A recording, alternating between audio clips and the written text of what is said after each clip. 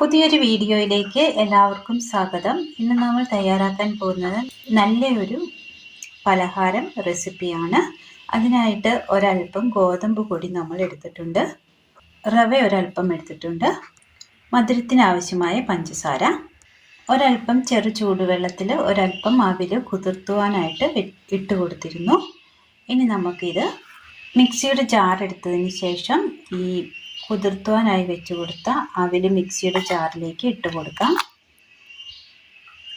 ഇതിലേക്ക് ഒരൽപ്പം baking powder ഇട്ട് കൊടുക്കാം, ഒരൽപ്പം ഈസ്റ്റ്. ഇതിലേക്ക് നമുക്കൊരൽപ്പം വെള്ളം ഒഴിച്ചു കൊടുക്കാം. ഗോതമ്പ് പൊടി കൂടി ഇതിനകത്തേക്ക് ഇട്ട് കൊടുക്കാം. പഞ്ചസാര ആവശ്യമായത്, മധുരത്തിന് ആവശ്യമായത് ഇട്ട് കൊടുക്കാം.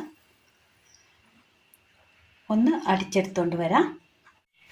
ഈ അടിച്ചു കൊണ്ടുവന്ന കൂട്ട് ഒരു പാത്രത്തിലേക്ക് നമുക്ക് ഒഴിച്ചു കൊടുക്കാം.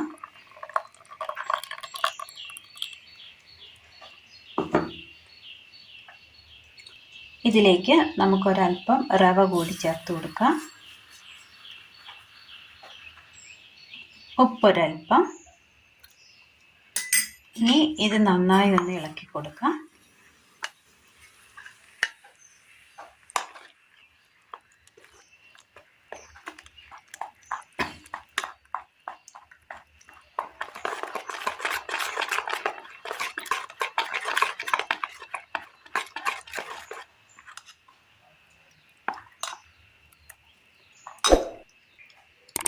നന്നായി ഒന്ന് മിക്സ് ചെയ്ത് ഒന്ന് ലൂസാക്കി എടുത്തിട്ടുണ്ട്. ഇതുപോലെ നമ്മൾ എടുത്തിട്ടുണ്ട്.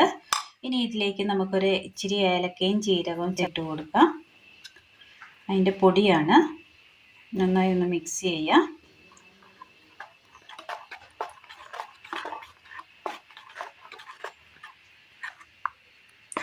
മധുരത്തിന് ആവശ്യമായ പഞ്ചസാര നമുക്ക് ചേർത്ത് കൊടുക്കാവുന്നതാണ്.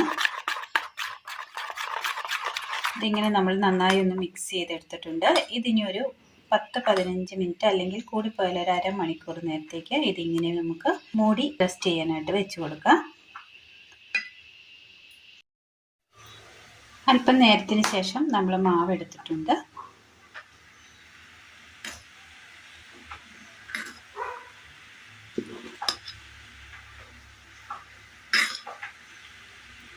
നന്നായിട്ടൊന്ന് മിക്സ് ചെയ്തിട്ടുണ്ട്.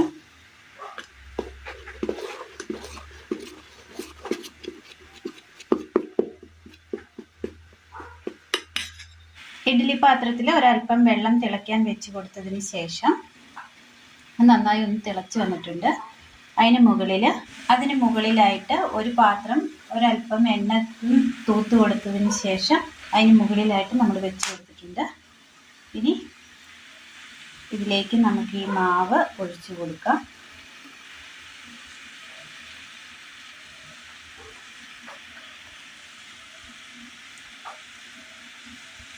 ഇനി ഇതിന് മുകളിലായിട്ട് ഒരു പാത്രം കൂടി വെച്ചൊന്ന് മൂടിക്കൊടുക്കുക, അധികം വെള്ളം വീഴാതിരിക്കുവാൻ വേണ്ടി. ഇനി ഇതൊന്ന് ആവി കയറ്റി ഒന്ന് വേവിച്ചെടുക്കാം. നന്നായി ഒന്ന് വെന്ത് വന്നിട്ടുണ്ട്. ഇനി നമുക്ക് ഈ സൈഡിൽ നിന്നൊക്കെ ഒന്ന് വിട്ട് വന്നിട്ടുണ്ട്. ഇതൊരു പാത്രത്തിലേക്ക് മാറ്റി കൊടുക്കാം. ഇതുപോലെ നമുക്ക് കിട്ടിയിട്ടുണ്ട്.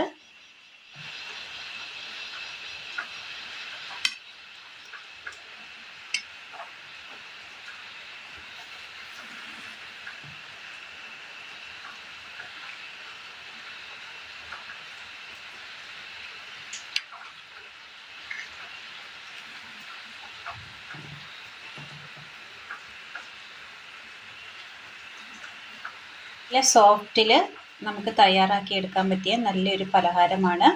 എല്ലാവർക്കും ഒന്ന് ട്രൈ ചെയ്ത് നോക്കാവുന്നതാണ്. വളരെ സിമ്പിളാണ്, എന്നാൽ നല്ല സോഫ്റ്റും നല്ല ടേസ്റ്റിയുമാണ്.